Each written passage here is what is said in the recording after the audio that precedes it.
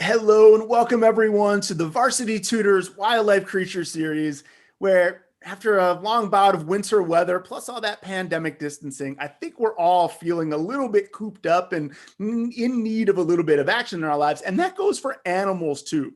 So today we've got our friends from Liberty Science Center here to talk about animal enrichment activities, all the things that we do to help animals keep their kind of wild animal skills and exercise up when they have to be cooped up for things like rehabilitation and other things when they're in places like Liberty Science Center. So we've got our friend Fred from LSC here, who's going to go through all kinds of enrichment activities and challenge you to help him design some as well. So make sure that you are ready to go when it's your turn and you're called upon.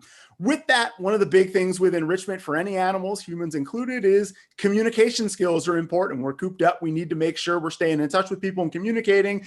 That's the theme of today's class. It will be interactive. So you can see the chat box at the right of the screen. Fred's going to ask you some questions to find out what you know about animals and animal enrichment and what you think the ideal enrichment activities will be. So make sure you use that box early and often. And also make sure anytime you've got any questions throughout, I'm going to be collecting those. And in the last 10 minutes, I'll interview Fred with your questions all about today's animals or any other animal enrichment questions you may have. So whenever you've got a question, type it in. We'll be collecting those and we'll do a little bit of Q&A toward the end. Also, make sure you've got a camera nearby for each of the animals we visit. We're going to give everybody an opportunity to lean into the screen, take a selfie with maybe a snake, maybe a tamarin, maybe a chinchilla, or maybe all three. And so have that camera nearby. If at the end of class you upload one of your selfies to Instagram, tag Liberty Science Center and Varsity Tutors, you'll be entered to win a prize package that includes 4 free tickets to Liberty Science Center and an enrollment in wildlife camp through Varsity Tutors this summer. So make sure you got that camera ready and we'll have all those instructions up on your way out of class. So you know exactly who to tag and what to do to win the contest. So, all right, I think after this long winter, we're all feeling the call of the wild, including some of the animals at Liberty Science Center. So let me turn it over to your teacher for today, Fred Hartman, and his team of animals and animal helpers. Welcome, everyone, to Liberty Science Center, virtually, of course, but we're so glad you could be joining us today. And today, as Brian said, we're going to be meeting some of our animal friends and talking about enrichment. And enrichment is basically ways that we're able to really give good exercise to both of our animals, their bodies, but also their mind as well. So when you're taking care of animals, you think, we've got to make sure they get, a good checkup. We got to make sure they're getting water. We need to make sure they're being fed. But it's also really important for their health to get enrichment. It's kind of like, for a lot of you, you've probably been cooped up a lot at home. You've probably ripped through all of Netflix at this point, and you're just looking for new things to keep your mind engaged and your body healthy. And it's exactly the same with our animals. And what's important is no matter what animal it is, we do enrichment for all of them. So from all the way from our cockroaches, all the way up to our monkeys, we do enrichment for all of our animals. It's such an important part of keeping them here. It's also really important for our guests and viewers like you to be able to see that, because enrichment encourages natural behaviors. So it encourages our animals to act like they would in the wild. And by doing that, it's a better representation and a better teaching tool for us to be able to observe them like that. There's a couple of different types of enrichment. There's cognitive, which is like if you're trying to solve puzzles or getting things that are really working their mind. Social, so maybe introducing them to other animals they might get along with, either that are the same species or different. There's food, so maybe different foods.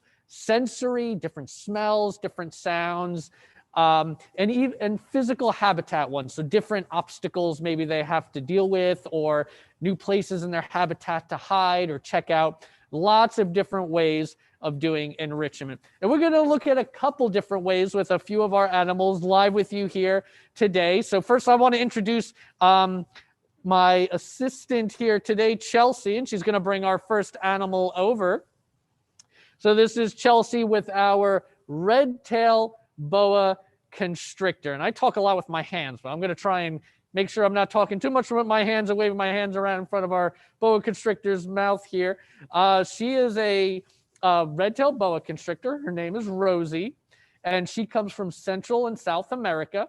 They live in a variety of habitats, but really where they really like to be is rainforests, and they're what we call arboreal, and that's a fancy word for climbing.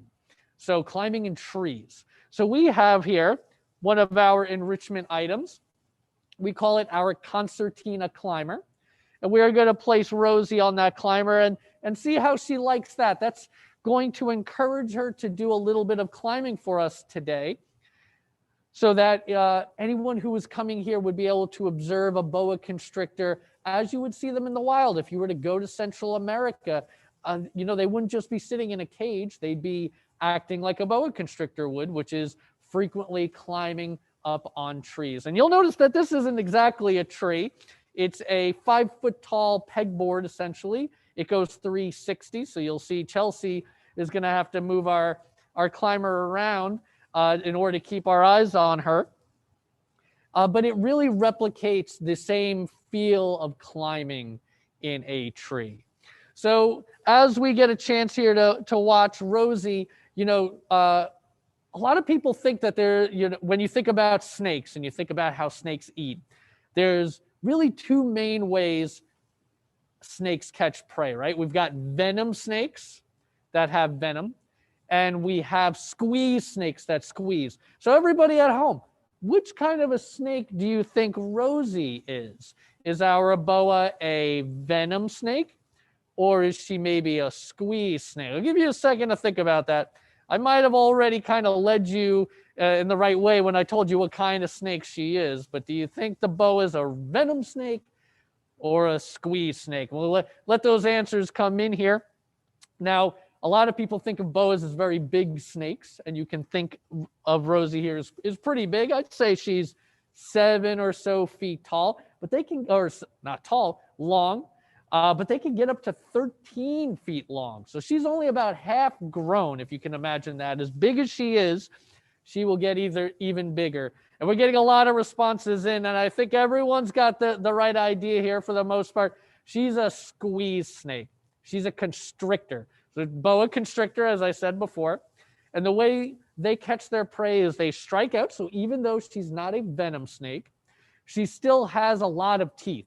And she uses those teeth to hold on to her prey, and then she wraps her body around her prey and squeezes it until she's ready to eat it. So eventually, whatever she's catching, which is usually birds, small mammals, rats, things like that, she squeezes them till they're no longer alive, and then she's able to eat them.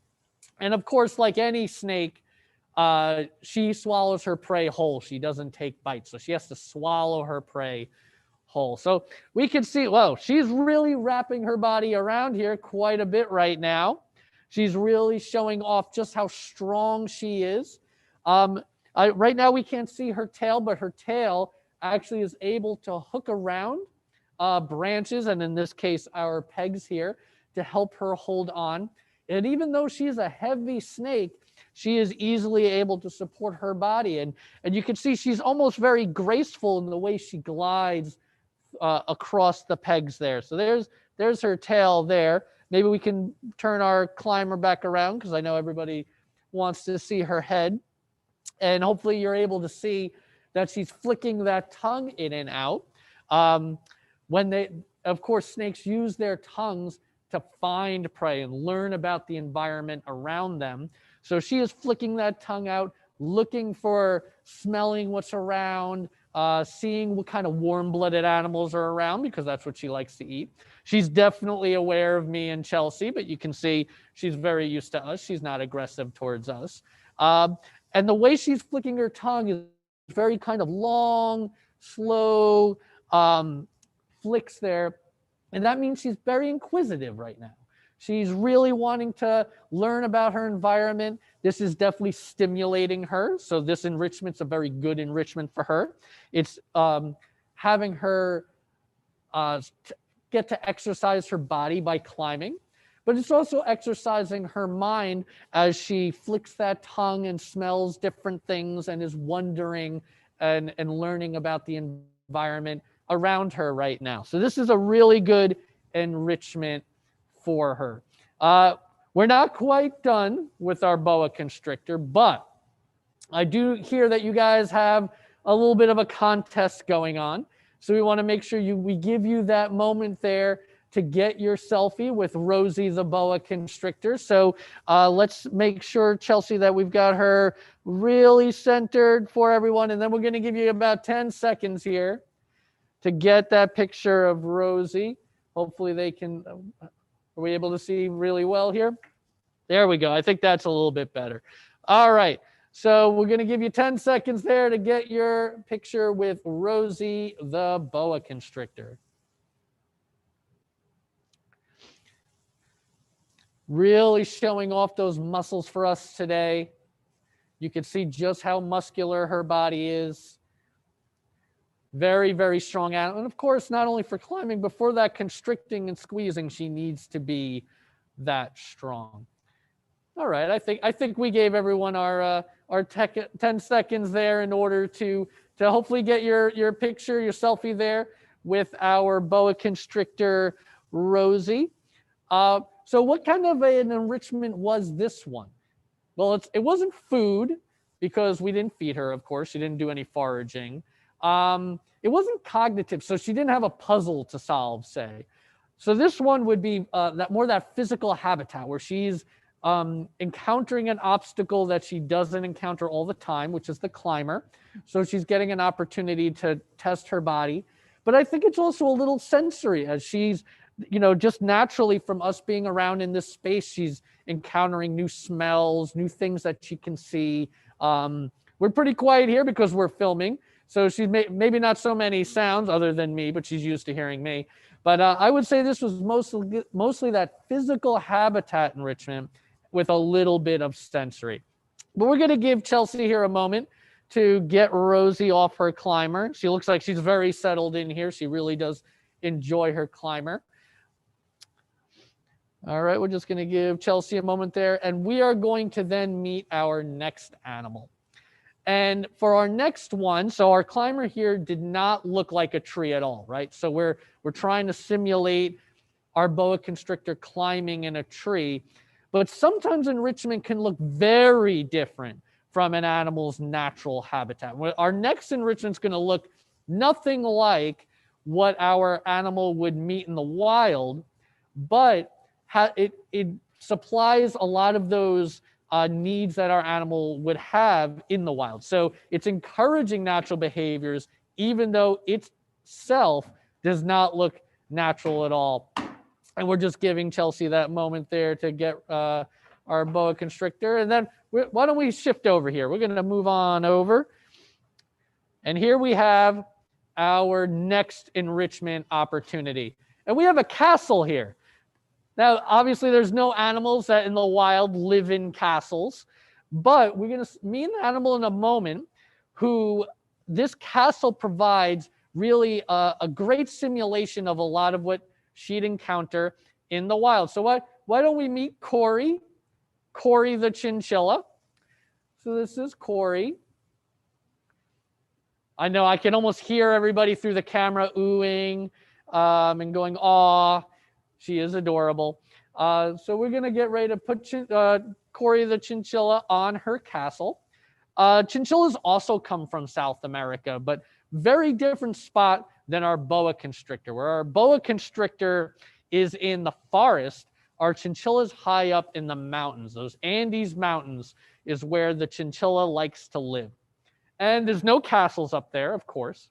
But what this castle does have are platforms and hidey holes. So she likes to be in rocky areas where she can burrow under a rock to hide, just like some of our hidey areas in our castle. But she also likes to climb and jump.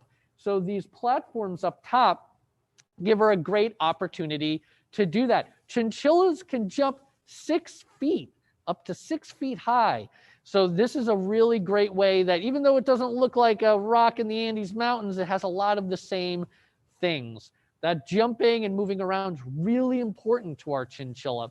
They actually have little, almost like little paws that they use to grip rocks and to jump.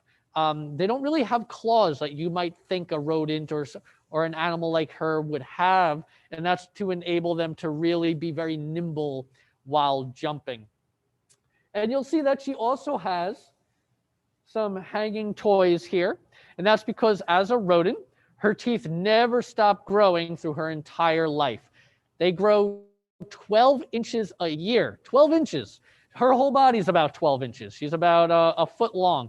So that's a lot of teeth to be growing all the time. And the way that she manages that is by chewing all the time. If you've ever seen a rodent or a rat or a mouse, they're always chewing things, right? That's because their teeth are always growing. And by gnawing on things, they keep their teeth the right size and also keep them really sharp, because for rodents, they really need their teeth to help them survive. Now, we actually have a little bit of an extra surprise today for our chinchilla. So not only, you can see she's really enjoying running all over her chinchilla castle, but where she comes from, it's very dry, high in the mountains in South America. So they can't, when they want to keep their fur clean, they can't just go and take a bath like we would. They don't have a lot of water around. So how does a chinchilla keep themselves clean? Well, they have the second highest fur density of any animal in the world, and we're going to talk more about that fur in a moment.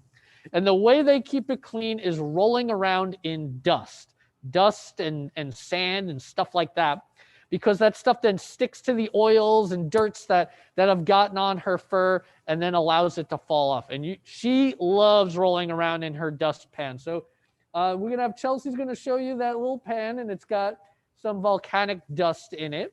And we're going to see that the moment we put it down, as soon as she finds it, she's going to be very interested in taking a dust bath. And here she goes. And she's going to start throwing that dust all over her and rolling around. She knows that that's helping her stay clean. She loves to clean her fur. Chinchilla fur is very important to their survival. It's actually one of the ways they protect themselves. And you would think, how does being really furry protect you? But you can see that she looks like she's a nice sized animal, right? But her body is actually way smaller than it looks. She's got really thick fur. In fact, if I was to almost go to touch her, my finger would almost go all the way through that fur before I reached her skin. And that's so that if an animal wants to strike out at her or bite her or anything, they're probably just going to get a whole mouthful of fur and she's going to be able to escape. So it is really important her fur stay very soft and fluffy. And so this is really, really tremendous enrichment for her. Of course, here she doesn't have to worry about an animal trying to eat her, but she doesn't know that. It's really great enrichment. It's encouraging her to do something she would do in the wild. Now, for us, a hair follicle on our body has one hair coming out of it. For a chinchilla, they have up to 50 to 75 hairs coming out of each follicle. And I said earlier that she has the second highest fur density of any animal in the world. That means in a space that she has the second most amount of hairs, strands of hair. So my question to all of you is, what do you think is the animal with the highest fur density? So if our chinchilla here has the second highest, what animal might have the highest? And we'll give you a moment there to think about that. I know that's a really tough one, but think about animals that really need their hair or their fur in order for them to survive. So I'll give you a moment to think about that. Look, she's right over my shoulder here. So you can see she really has no trouble getting around on her platforms here. They are very nimble animals. I said earlier they can jump up to 6 feet, which is really, really far for a little animal, right? And that's because in the wild, that's the habitat they live in, is rocky areas. This is an animal that certainly predators would be interested in going after. They do sometimes live in groups, which helps to see any predators that are around, especially foxes. Foxes are a big one. So this is encouraging a lot of those natural behaviors. We're getting some good answers in. Maybe a dog would have really thick fur. Maybe a polar bear would have really thick fur. That's definitely a good one. So the answer is sea otter.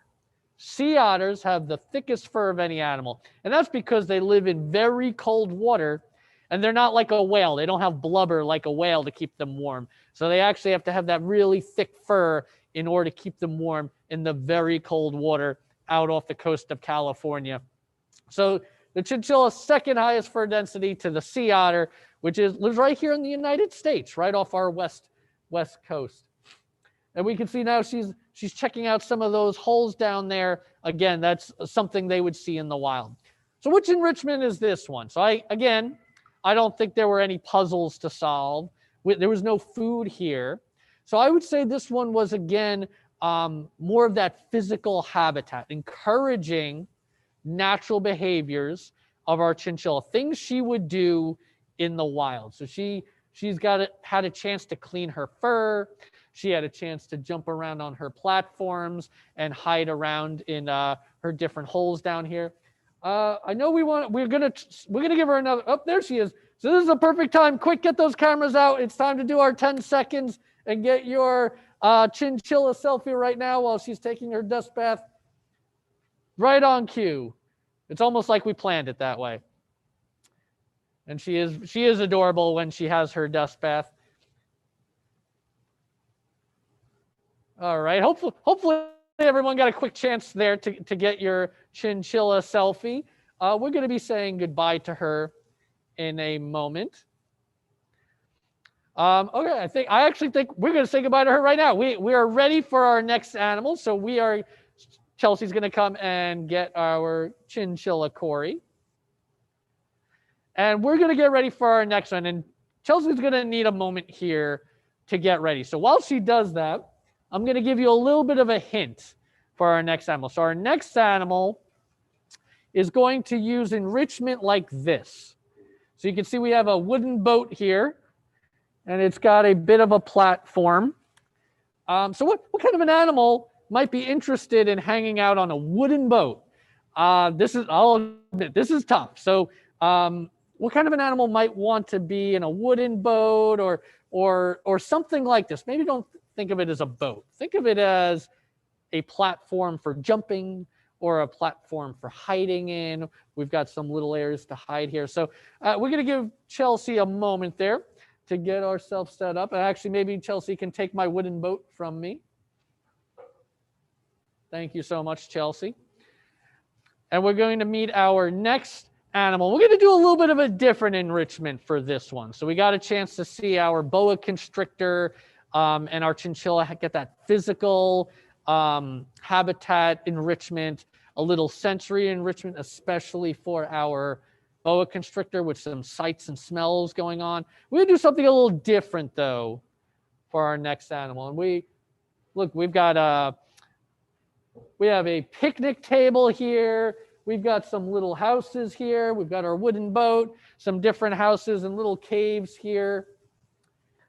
And now Chelsea is going to hide all over our little town here some different food items. And the food we're hiding are these like little almost corn-looking puffs, almost not quite Rice Krispies, but something like that, a dry food. So we have an animal who likes to eat like grains and things like that.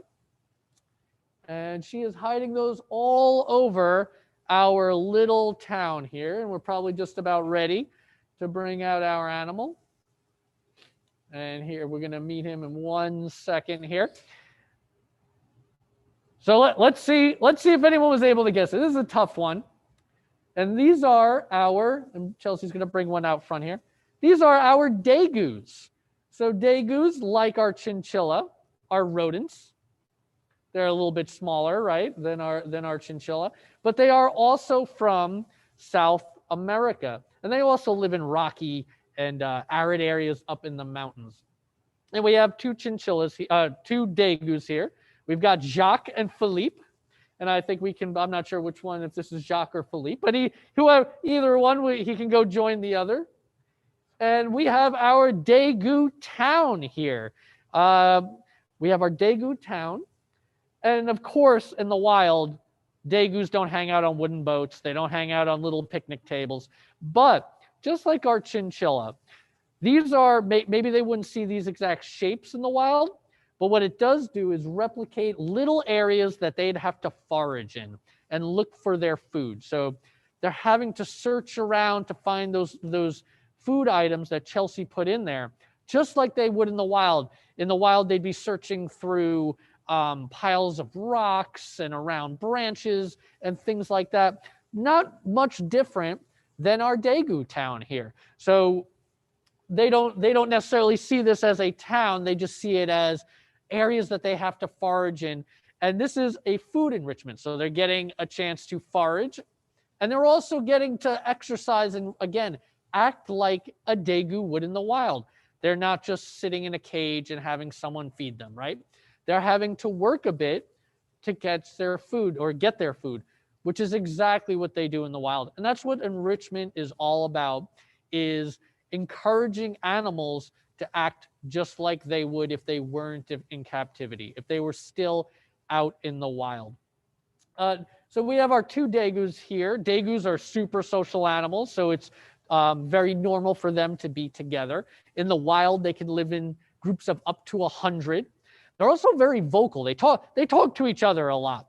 They have about 15 different sounds they make, and they talk to each other a lot, especially about predators.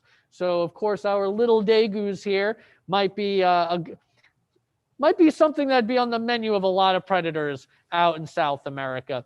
So by living in groups helps to protect them because they have lots of eyes to be able to look for predators that might be interested in them. And by being so vocal and being able to make all those sounds, they're able to talk to each other and let them know, hey, I see danger. It's time for us to run away. And they can live up in groups of 100. So that's a lot of little eyes scanning around, hopefully keeping them safe.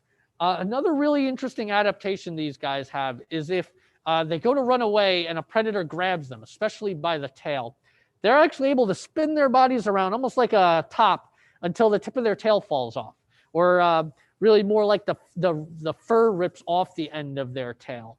And that's a way for them to escape that predator's grasp. So they're able to run off. They don't necessarily regrow that, but it's a way for them to save themselves.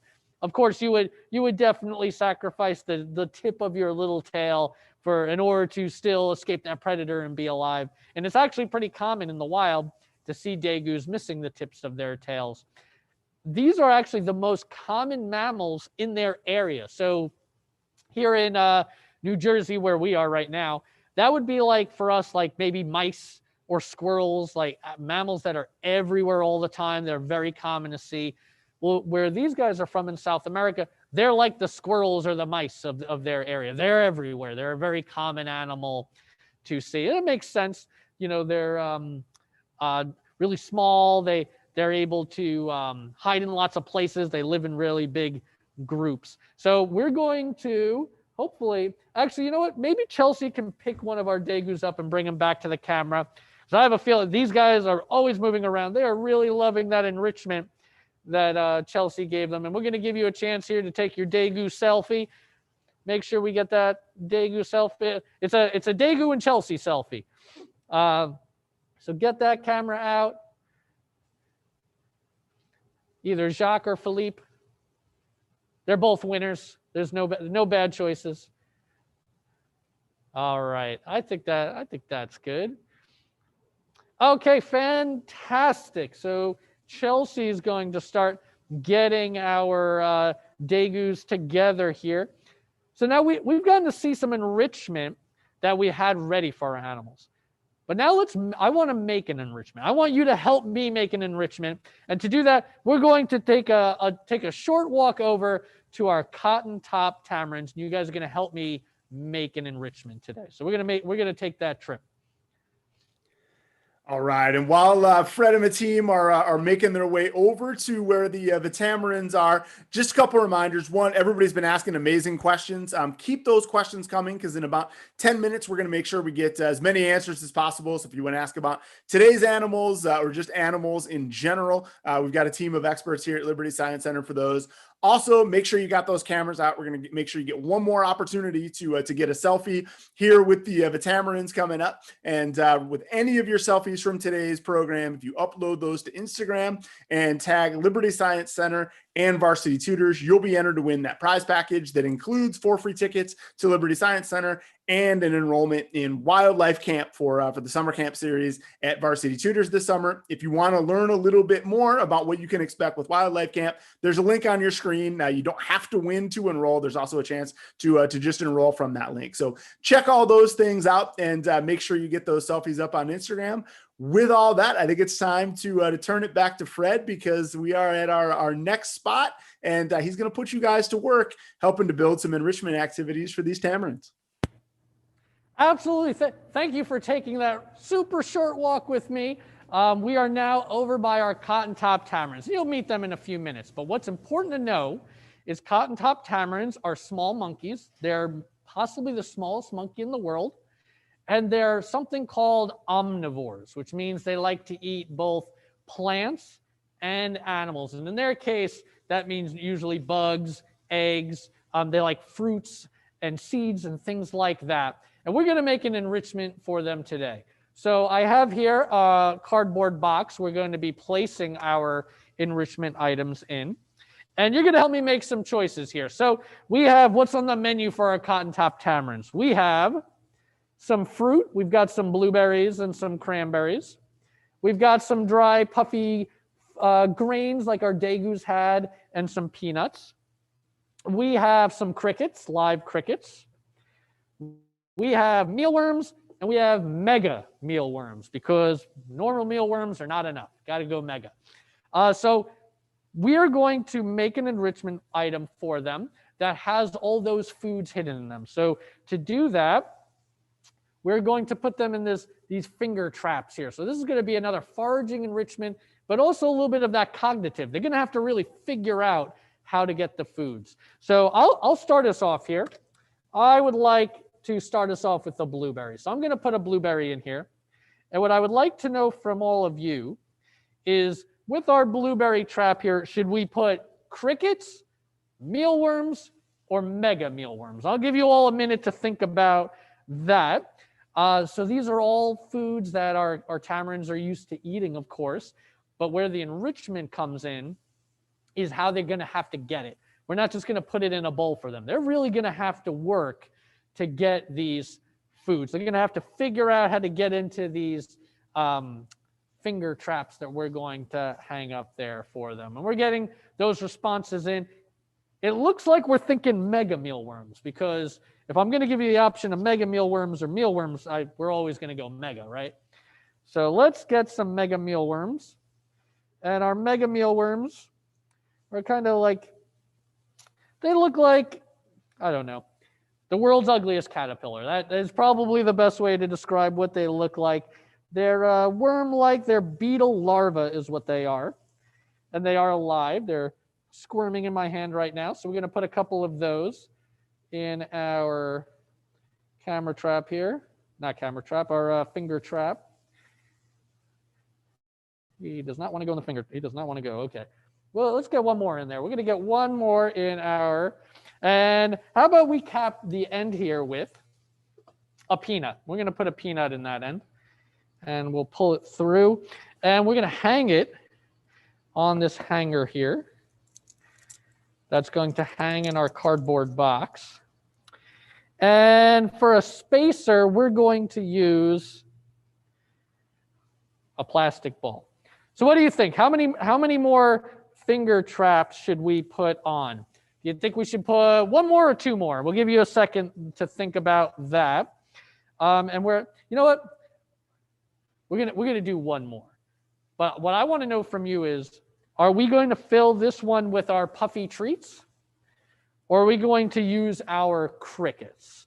So what are we going to put in a finger trap number 2? And why don't we use another blueberry here? Get those responses in here. So we know our tamarins like to eat bugs, but they also like to eat vegetables. So what do we think they're going to like? And it looks like I think we're going to go with the puffy food. Let's go with our puffy treats here. Seems to be people want to see the puffy treats. They do look delicious. Get some of those puffy treats in there. And let's cap it with another peanut. Puffy treats are hard to get in the finger trap. There we go. So we got the puffy treats in there. And we will put another ball on the end here. That's kind of our little spacer there.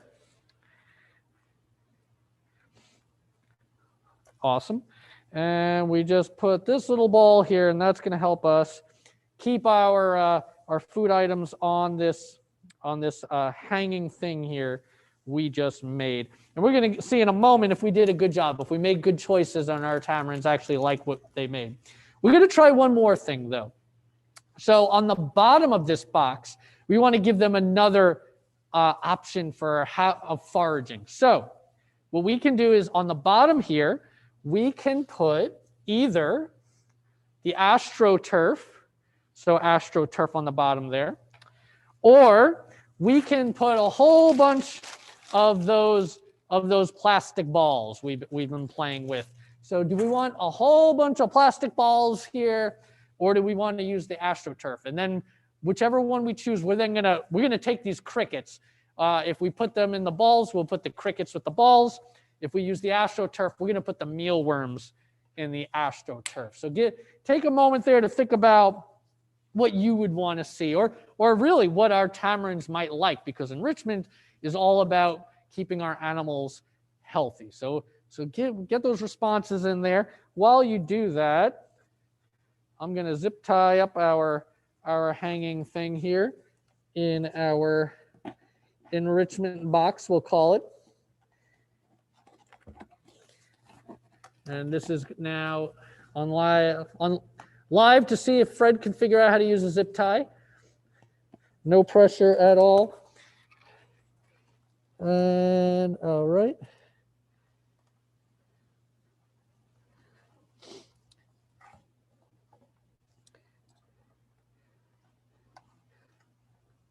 Actually, I think our zip tie is, there we go. Okay. All right. It took us a second there, but that's good because it gave everyone a moment to decide on what we're going to put on the bottom of our box. And it looks like the winner is going to be AstroTurf. So we're going to take the AstroTurf here, and we're going to lay it in our box. And what's good about the AstroTurf is it's kind of scraggly. So there's lots, you got to really pick through it. So we are going to take our mealworms, and they're just like our mega mealworms, except less mega, I guess. They're just a little bit smaller, but that's perfect for what we want them here for. So we're going to take some of our mealworms, and they are hiding really well here. And they're little worms. And we really want to get them to kind of hide in our AstroTurf here. And we want them to get deep in there and try and really make a home in there almost, because what we want is for our tamarins to really have to work for them. We want them to have to really pick through that grass and try and get at our mealworms. And that would be really great enrichment for them, because almost like our Daegus, they have to forage just like they would in the wild. And we keep coming back to it, but that's what enrichment's all about, is making sure that animals are getting to do a lot of the behaviors they would in the wild, which keeps them really healthy, both in mind and in body. And we definitely want to keep care of our tamarins. They're one of the most endangered primates in the world. There may be as few as 1,000 of these guys left in the wild today. And we're very fortunate to have a couple here. All right, I think we did a fine job. Thank you all for your input on creating our tamarin enrichment box here. But we can think we did a good job. There's only one way to find out if we did a good job. We need to bring it to the real judges here, and that is, of course, the tamarins themselves. So my friend Heidi is actually going to fix this up here. my friend Heidi's going to come and take our whoop. And my zip ties came undone. We'll twist this on here. Troublesome zip ties. These are the things you never plan for. We'll get that kind of on there. And we're going to hand this off to Heidi. Thank you. Heidi's one of our animal keepers here, our animal husbandry staff, who does enrichment all the time for our animals. And of course, for an animal like our tamarins, an intelligent monkey like them, they need all kinds of enrichment all the time. And they get something different every single day, a different enrichment every single day. So let's go over and meet the tamarins. It's our last time. We're going to slide over here. All right. And we have a couple of our tamarins here today. I think we have 2 or 3 of them. Oh, we have got 3 tamarins in there. And in a moment, you're going to see Heidi enter. And she's going to put our enrichment, our box here. And we're going to get a view of just how well we did. So we're hoping, of course, to see the tamarins really interested in what we made. We want to see them go for it. And we want to see them digging through that astroturf. Oh, look at that. They're all over it already. You guys did a great job helping me. They are already super interested in this enrichment we made them. And that is going to be really, all 3 of them now are all really, really interested in what we're doing. And this is actually probably in a moment, once we give Heidi a moment here to finish putting that up, I have a feeling hopefully they're going to come inside our box. And that's going to be a really great time to get that tamarin selfie. You want to make sure you collect the whole set. So if you've gotten our boa constrictor and our chinchilla and our daegu, you don't want to leave without a tamarin selfie. And Heidi's just making sure that's secure in there. Of course, we want to make sure it's safe. We don't want any of our enrichment items to be dangerous at all for our animals. We've already got 1 tamarin in there. And he looks like very interested in our astroturf. Maybe you could see starting to dig through that. Oh, now we've got biting on our finger trap. Hopefully you could all see that. Very interested in what we made for them. So we did a really good job. They were very interested in it. It's getting them to do again some of those natural behaviors. I have a feeling that now Heidi's, yep, we're back in there. So hopefully you can get a good view of our tamarins. This is a great chance for you to get that tamarin selfie as they get in there and start ripping open those finger traps and that astroturf, looking for those mealworms. See, they're almost definitely looking very interested. So again, our cotton-top tamarins they come from Colombia. There's only maybe as few as 1,000 left. They are a very social animal, like our daegus. They live in groups. Not quite as many as those daegus do. More normal for them might be like 10 or so that they would live. And they also are very vocal, talking to each other with lots of different sounds. But I think as we get a chance to watch our tamarin chowing down on a mealworm, I'm going to throw back to Brian, see if we've got some questions and answers that we can do for you guys today.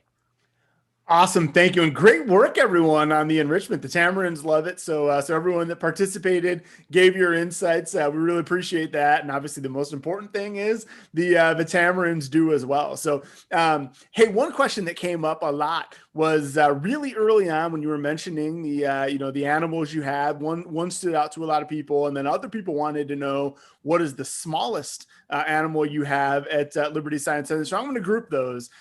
What's the smallest animal you have at Liberty Science Center? And I'm going to predict maybe the cockroaches is at least close to it. What people wanted to know, what do you do for cockroach enrichment? So, okay. So for smallest, that's tough. We have black widow spiders here, which are pretty tiny animals. They're, about the size of, say, my thumbnail. Super interesting animals. But as far as animals we have on display, I bet it's our black widow spiders are probably our smallest. As for our cockroaches, something we like to do with them is they're heavy into food enrichment. So they're maybe not as interested in, solving puzzles or things like that, being cockroaches and all. but especially say around Halloween season, our staff has a great time making jack-o'-lanterns and then putting them in there. And that's a new food that they're not normally getting. Yeah, all kinds of different foods and watermelons and things that for different times of the year, that's just kind of a special treat for them. It's outside their normal food that they would get. So we definitely do a lot of food enrichment with our cockroaches. That leads pretty well into when we're predicting a lot when we ask some of these questions. Another question a lot of people wanted to know is do animals have favorite types of enrichment? And maybe, jack-o'-lanterns, Halloween food enrichment sounds like a pretty good one. Do they have favorite and least favorite types of enrichment? And, what would those be? Anything stand out to you that animals love and anything that they actually kind of hate? Yeah, I mean, I do think a lot of our animals do have favorite enrichment. Almost like you, when you're at home, if you have a bunch of toys, you have some toys that are your favorites, right? That you play with more often than maybe another toy. And I think our animals are the same. And for some animals, if we were to make a finger trap to solve for our cockroaches, I kind of don't think they'd be the slightest bit interested in it. They'd probably just try to eat it, is probably what they would do. But even for within the animal, so, for our tamarins, there might be tamarins who really like blueberries. Blueberries is one of their favorites. And then there might be a tamarin who's like, nah, I'm kind of more of a peanut tamarin than more of a peanut fan than a blueberry fan. So they definitely certainly also have kind of their own personal likes, just like we would with food or a toy. Awesome. Thank you. And speaking of favorites, another really common question we had was for you, Chalsty and Heidi, do you guys have favorite animals in general? And what are your favorite animals, or what is your favorite animal that's at Liberty Science Center? So Chelsea's not on a microphone, but I could speak for her because I know her very well. Her favorite animal is the okapi, which is an animal from Africa. Kind of almost looks like a giraffe, but it's got like zebra stripes on the back end. That's her personal favorite animal. For me, I've always liked the so-called creepy crawlers. I love snakes. I love spiders. I just find them very interesting. Maybe because they're so different from us is maybe what attracts me to them. But from a young age, my very first pet ever was a snake. I've been around snakes my whole life. Really, really love snakes. And I also find spiders very interesting as well.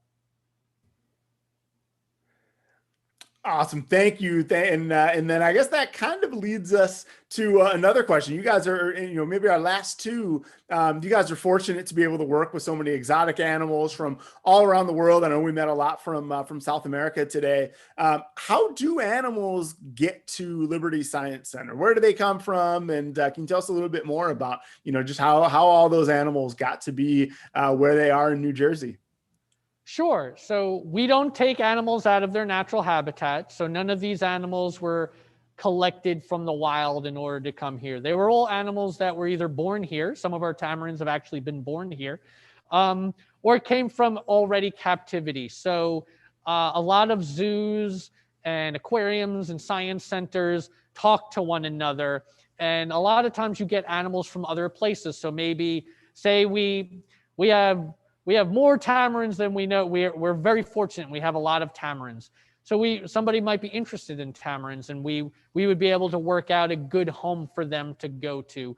So you're able to really talk within almost like a network of places that are very professional, are very education based, and places that are taking good care of their animals. So we're not going to the local pet store and getting our animals. That's not a thing we do. We're talking to places like us who really care about their animals, and have animals that are already born in captivity that are being used for education purposes, or even in the case of our tamarins, there's so few of them in the wild, they have 4% of their natural habitat left.